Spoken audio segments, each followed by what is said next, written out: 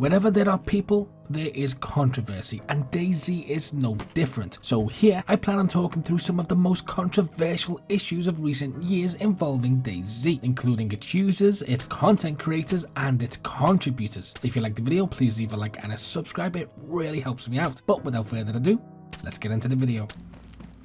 Ideally, I need to find food. Wait, what? Damn it.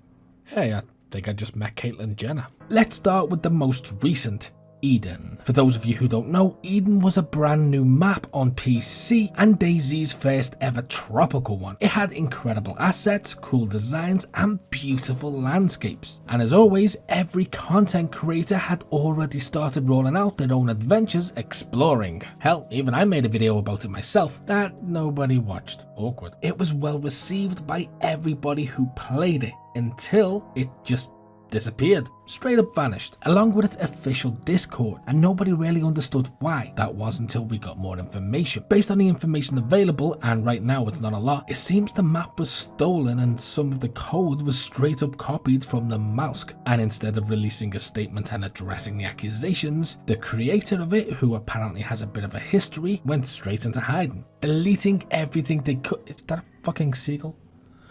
Deleting everything they could, which obviously put everybody who invested time, effort and money into their servers out of pocket. There's a special place in hell for people who do them things. Them and seagulls who are inconsiderate bastards. Next, we have Izurvive. Now, those of you unfamiliar with Anarchy, he's a great DayZ YouTuber loved for his admin videos where he does things like catches cheetahs and throws bears at them. Well, he used to work on Izurvive servers, a group of community-owned servers with thousands of contributors and players, and basically, long story short, he caught wind they were unblocking cheetahs he'd previously blocked in exchange for bribes. He confronted them about this, shared all the information he had and his evidence, and then left. Now, Izurvive was, and somewhat is, one of the largest collection of servers out there, and when people realized what they'd been doing, they were, to say the least, annoyed. It got so bad they had to temporarily close down their Discord. From what I remember, their argument changed from there wasn't enough evidence to support Anarchy's blocking them, so we reversed it, which would have made total sense and been a sound argument had he not literally made videos of them all. They also claimed that he was being so unfair that they were threatened with attacks and they had to remove him. Again, another great argument. Had it not been for the fact that he confronted them, he provided them with the proof, and he's the one who left. As you can imagine, Izurvive quickly earned a reputation for allowing cheaters on their servers, and most of us have abandoned ship. Now, Izurvive have released their own version of events, and I encourage anybody to go check it out. I always encourage independent research on things like this, but I'll also link Anarchy's video in the description. Next,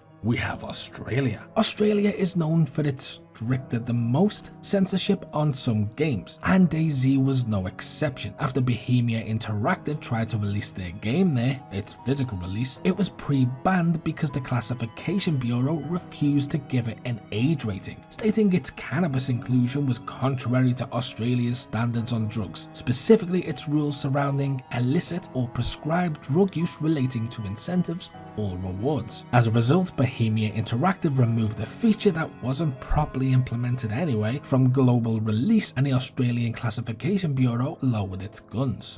Then there was the Livonia incident. This was somewhat controversial.